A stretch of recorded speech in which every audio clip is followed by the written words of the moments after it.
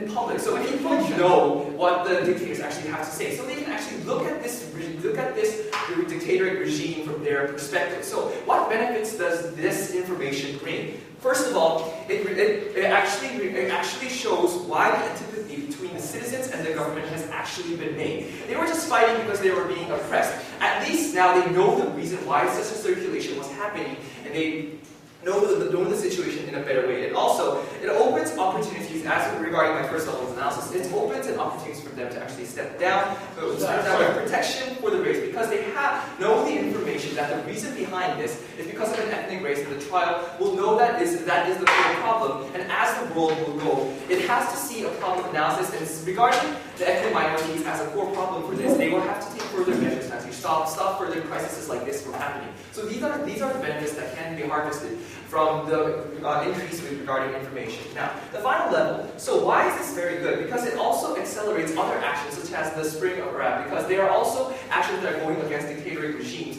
And the trials are, as I mentioned, it's an incentive for actually dictators to actually step down and actually have communication between their regimes. So it is an incentive and a policy to actually accelerate the flow of this action. And second of all, it also gives an incentive for other dictators and other future potential dictators to actually know the situation, that stepping down from their regime is actually the right way to go, because they will be protected in the minimum degree at least. And they will actually have a chance to actually last stand and provide information regarding why the dictatorial regime happened in the very first place. So, all in all, we have proven to you that the case of Syria will not work regarding those soft policies, because it is an ethnic minority incentive, and also the trial works because it is an incentive and information is very important. So, regarding this, we can see that the motion is the one and only way that we can tackle this problem. So, this is why positive dialogue is due in order. Thank you.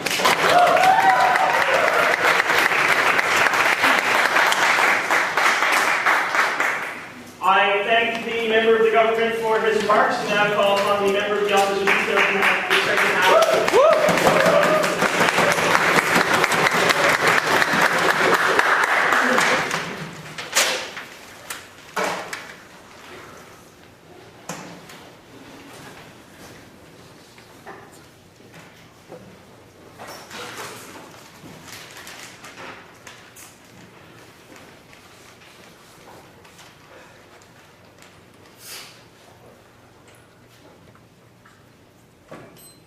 Mr. Speaker, this debate is about what is the best method to bring a peace and democracy to Syria in reality. This is not about hearing the listening about the lecture about why ICC is good, and it's a bit more not thinking about the reality. They're just thinking, accusing this one single dictator, bring the court and solve anything. Reality is no, Mr. Speaker. In my speech, I'm going to prove why it's leaving the current status quo, not intervening in Western countries, actually better to make Assad step down his regime and bring in peace to these people.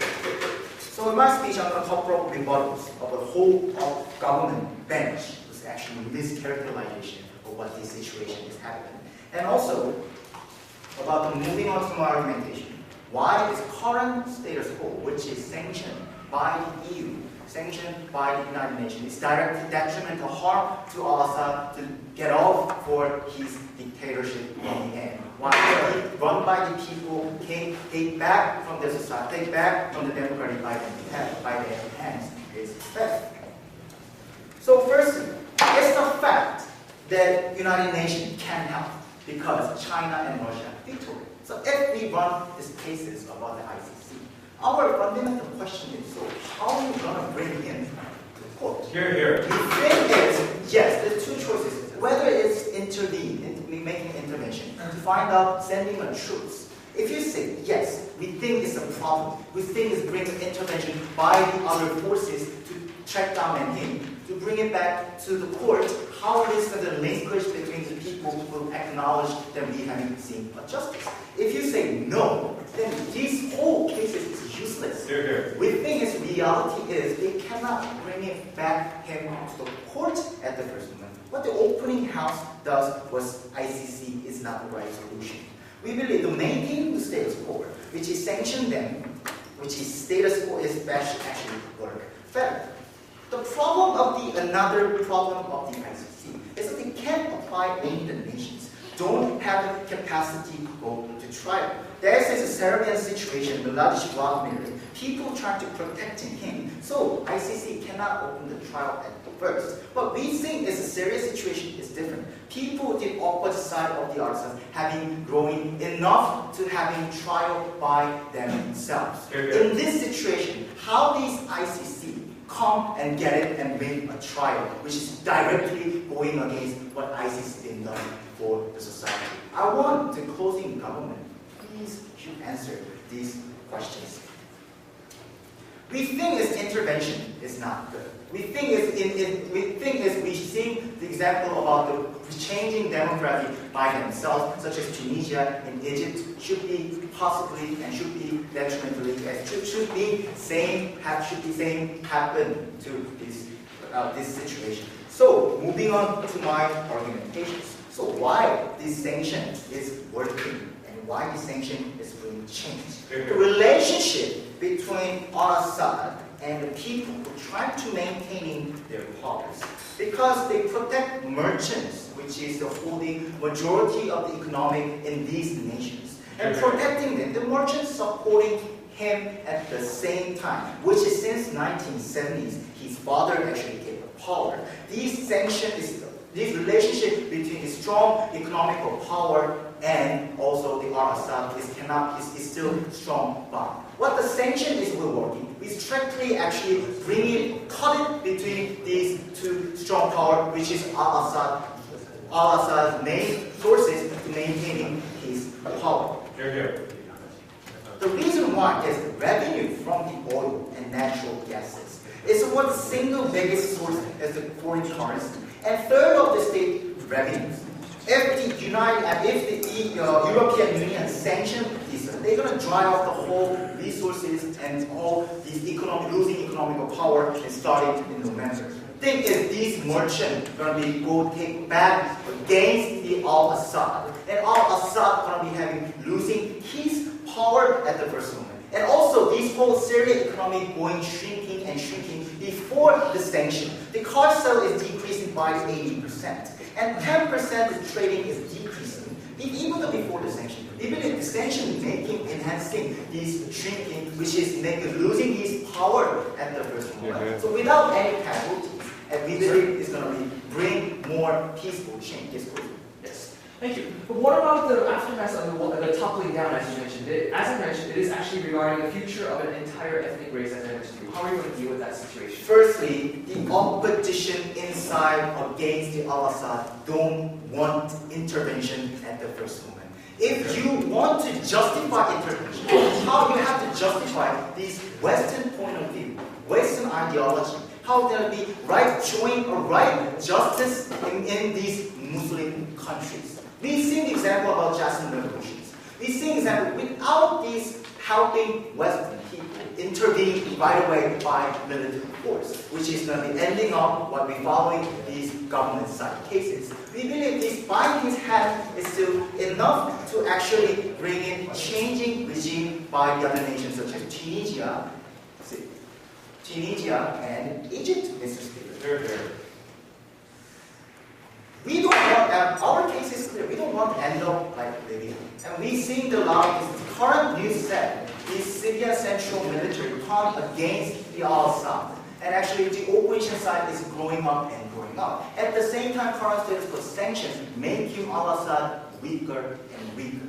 Even we don't need the trial, we don't need the fake trial, we don't need these Western strong countries trying to manipulate this situation by themselves. We see the example, the reason why is China and Russia veto. It's not about, it's more about their benefit, not about care about these Syrian people, Mr. Speaker. Mr. Speaker, what I'm told you, I'm totally nailed down why ICC cannot be a solution, cannot be working, not even the reality, not even the ideological world that want to be, Mr. Speaker. Mr. Speaker, current status quo is working fine, put on sanction and making him losing, and also the opposition side with the dictatorship regime still can go and grow. We believe these working and changing by themselves is better solution to bring in peace and democratic in Syria. So for those reasons, motion should be failed. Thank you.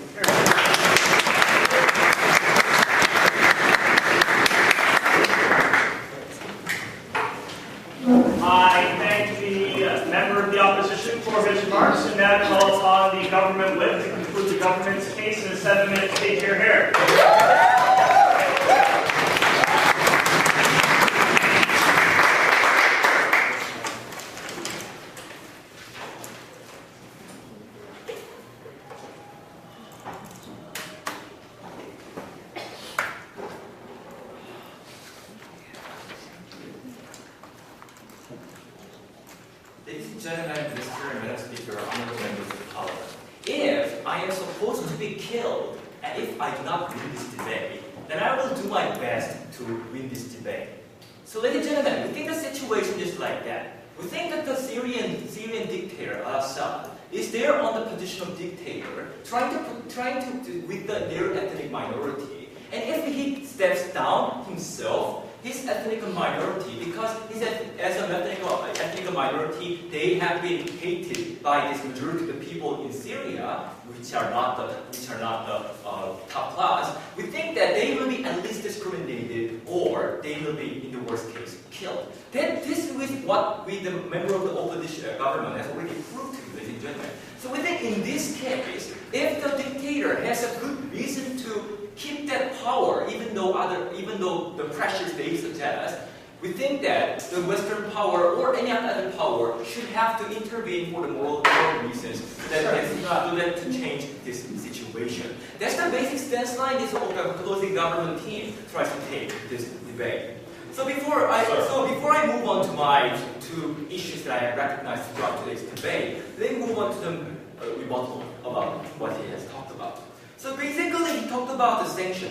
He said that merchants have a good relationship with this dictator, and they are the ones who are providing some money for this dictator. Ladies and gentlemen, we think that, first of all, this is what we're trying to keep telling you, is that we'll not give up the regime that easily, despite those sanctions. And we think that, even if it collapses eventually, we think that because the situation is completely different, compared to Egypt, or compared to Tunis, or any kind of nation, the suffering of the people and damage will be the maximum compared to other Arab countries working for democratization. So we think in this case, for humanity reasons, sometimes intervention needs to be done. And also, we think that those kind of sanctions are actually not that working fine in we see many cases. Because if you take a look at example of North Korea, or like any rogue states which have sanctions by the Western force, they always have used like a smuggling force or kind of any other ways to get the money. Because North Korea, even though they were sanctioned by many nations, it actually got the support from China or like kind of allies. So we think that sanction is not a more efficient work to do when exactly people are now being killed, right? In now situation, even when we are debating right now. So yes. So if you know that you will be prosecuted and punished, what is the incentive for you to step down? You will fight back until you die. We think that fighting back is not. We think that fighting back is not. There's something that burden that we have to give on the people because the regime is ready to strike back with this intention. Well, thank you, sir. Now let me move on to the issues that I have recognized throughout today's debate. First of all, need of trial versus incentives in other ways. Well, ladies and gentlemen, we think that incentives that opening opposition and closing opposition have come up with, such as a kind of assembly or other ways to remove this solution, such as sanctions they have tried to come up with, we think that this kind of solution cannot work. Because first of all, as I keep telling you about the Syria's characteristic, the Syria's top class Muslim nation, including Al-Assad, belongs to ethnic minority. And if they step down, automatically they will be suffering. And second, but another thing that we have told you, and the member of government already proved to you, is that the benefits of trial, ladies and gentlemen. Because trial is something that we do to support you, even though you are a criminal. Because you are a criminal still, you have basic human rights. So we try to keep you from the violence of ways to just punish you, ladies and gentlemen. So we think that trial keeps the basic human rights. So if the basic human rights are kept and the safety is guaranteed by the international community, then we think that this kind of Al-Assad has more. We can find out more about him, and we can really know about him, why he had no choice but to fight against these people who try to democratize. And this kind of things, we think we can find them out and give a real right amount of punishment, ladies and gentlemen. So we think this is a great benefit of the trial. Another benefit that we try to pursue is that it accelerates the spreading of Iraq, because we think a lot of dictators who are in the Iraq do not try to step down. because they actually are worried about their safety after stepping down. However, if we guarantee this, show this case about Al-Assad by having a trial, then we think these like dictators who do not try to step down are likely to feel like a relief because of this guarantee of safety, and they're more likely to step down out of their power. And we think this can accelerate the spreading of Iraq from the closing yes. Yeah, let's say ICC might work. Our question is how are you going to bring him, Al-Assad, to the court? This will be dealing with the second issue about the ICC. We think that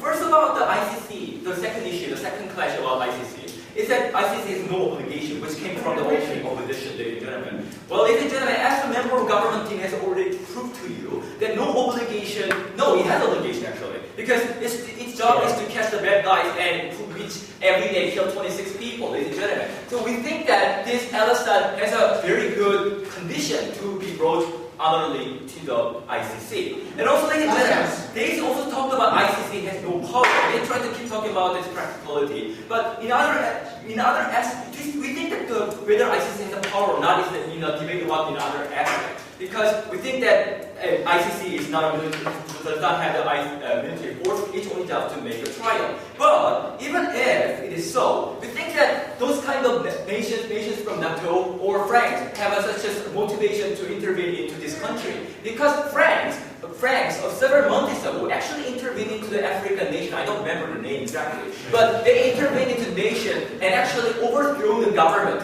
by a dictator government, and that was exactly in the newspaper. I saw it from newspapers, you can trust me. So, really. So, we think that this kind of nation has a motivation to intervene in this situation. They have. And also about the ICC that it's not their job, which the closing opposition has come up with. Ladies and gentlemen, they said ICC is not able to open the trial because of some kind of regulation on the book. But first of all, this debate is not about whether we can have a trial in ICC or in my home. I mean, we think that trial, we are debating about the issue whether trial itself has to be done about Al-Assad. We don't think this is an important issue in the first place. But secondly, we think that this kind of regulation is flexible to change, and Al-Assad is killing 26 people every week, and we think this is the right person to be tried. So because of this reason, we're very proud to oppose. Here.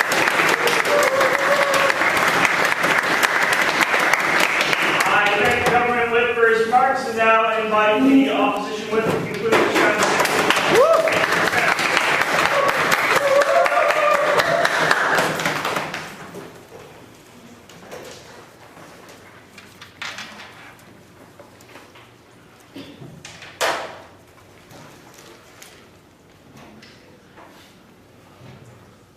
Mr. Speaker, something that 4 substantive speakers can never prove to you is how they are going to bring Al-Assad to trial. That is the fundamental basics that 4 people have to prove, which 4 people never prove. Let's go into 2 issues of what happened in today's debate. 1, the overall practicality coming from the entire government bench. 2, the overall effects on Syria, and I divide this into 3 levels.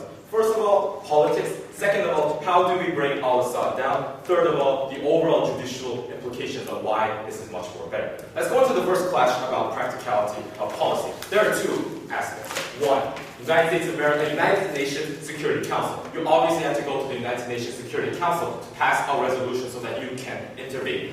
First problem, we've already done that. The European Union has already sent a resolution. It was vetoed by Russia and China. Russia is building a naval airspace near Syrian waters. China is actually buying oil from Syria. They directly vetoed this resolution. They have to prove how Russia and China is going to be persuaded by this kind of resolution when they are the ones that are being directly disbenefited by this resolution itself. Even if you have only 1 veto, that resolution never gets passed. You're never going to see an intervention. The United Nations is going to fail at the end of the day. Therefore, their fundamental baseline of their entire case crumbles down. Why? Because you can't bring Al-Assad to court. You can't bring all of the benefits that side proposition tried to emphasize. You're never going to see this happen. You have to bring Al-Assad to court because obviously he's not going to come down voluntarily. Well explained by the member of government. Strongly that this is never going to occur. Second aspect about ICC. We've clearly CAU2 was the only team that analyzed what the ICC actually does. The ICC only prosecutes an individual that does not have the capacity to have a court within their own nation. Why? Because they clearly see that this is very, very Western biased views within the ICC itself. We strongly believe that the only reason why in the past 3 years we've only prosecuted one dictator, which was Vladimir Mladic, was because the ICC recognized that within Serbia themselves, they couldn't have a fair court within their own international society. That was the only reason why ICC actually intervened. Therefore, we strongly believe that the ICC specifically states that it will never intervene in a very delicate situation, a situation that we see within Syria itself. We strongly believe that, therefore, this kind of practicality of the entire government bench crumbles down to the floor. We strongly believe that the benefits will not be occurred within the status quo. Yes, sir. You've conceded that Al-Assad is a problem, and you fail to acknowledge that he's committing these crimes against his people and killing them. Besides strangling the economy of Syria, how do economic sanctions bring Al-Assad to justice? We've already told you from our member of opposition, but I love these points of information because it helps my structure, because that's what I'm going to talk about within my second argument, the overall effects on Syria. Let's go on to the first issue about politics. The main difference why we see Syria and Libya very, very different was because Libya actually has a very strong opposition force. They have two main tribes that directly goes against the Gaddafi tribe, and therefore this manpower within Libya itself actually creates that opposition. We believe that on that basis, this is the only reason why Libya actually succeeded. That is not the case within Syria. That is not the case in where we actually intervene. Because obviously there are a lot of tribes within Syria. There is not a unified tribe. And even within these tribes themselves, they actually compete against each other. Once we allow intervention to actually occur within the status quo, that means that there's going to be a vacuum of government. You're all of a sudden going to take Al-Assad away. Therefore, the vacuum of government is going to create a competition between these tribes themselves. We strongly believe that on that basis, this is very detrimental. Because obviously the kind of competition and the conflicts that we will see within these tribes is going to only delay the kind of conflicts and the kind of killings that we will see within Syria themselves. Therefore, we strongly believe that these kinds of conflicts and these kinds of killings is only going to disbenefit Syria at the end of the day. This is not going to create a firm government that actually helps its own people or a democracy that we see within the Arab Spring. Something that the government totally wants to talk about. Let's go into the second issue about how do we bring Al-Assad down, something a very impatient friend wanted to hear about. We've already told you that Al-Assad's main power, Syrian was the only team within this entire debate that actually analyzed what Al-Assad, how Al-Assad actually gets his power. It's very an interrelationship between the merchants and the kind of economic oil power that we see within Syria itself. We acknowledge that Syria is a very big oil superpower, but we strongly believe that on that basis, Al-Assad is trying to protect these oil superpowers by the guns that he's actually purchasing, and therefore they actually provide economic support. That is not going to happen under sanctions actually implemented by the European Union. Why is that? Because obviously, if you actually disconnect this kind of relationship between the oil superpowers, this directly means that Al-Assad does not have the capacity to buy the guns. Al-Assad does not have the capacity to protect these merchants. Therefore, the merchants do not have the capacity or any incentive to actually join alliance with Al-Assad themselves. This directly destroys the kind of power that we see within Al-Assad, the kind of incentive about why Al-Assad actually has this power in the first place.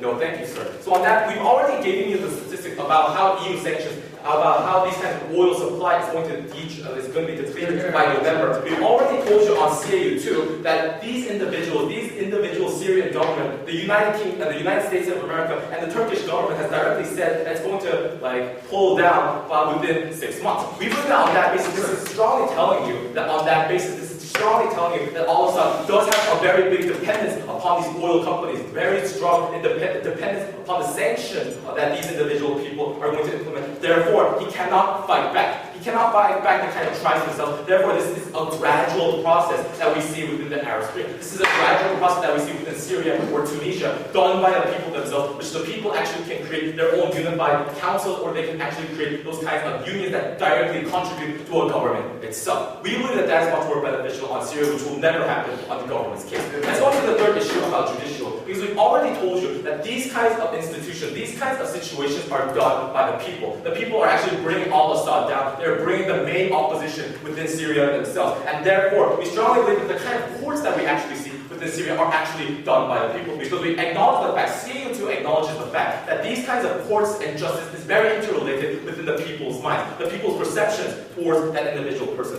Therefore, we strongly believe that the Syrian people can have their own opinion. But second of all, we've already told you that the ICC is very, very interrelated with an international consensus. What government had to prove was actually how are we going to persuade Russia and China. They have never proved it for 4 substantial speakers. They're never going to do it again. So on the judicial basis, we strongly believe the side opposition CAO2 takes today's debate because we're thinking about the people. What CAO2 has actually provided to you was that we've gave you the depth analysis of situations with Al-Assad and how to bring it down. Also given you the alternative of the main weakness we see with Al-Assad. We've also given you the reason about the overall practicality involved with the government's case, and we've told you the long-term implications within the people, the government, and tribes. We should debate the 7th. Here, here.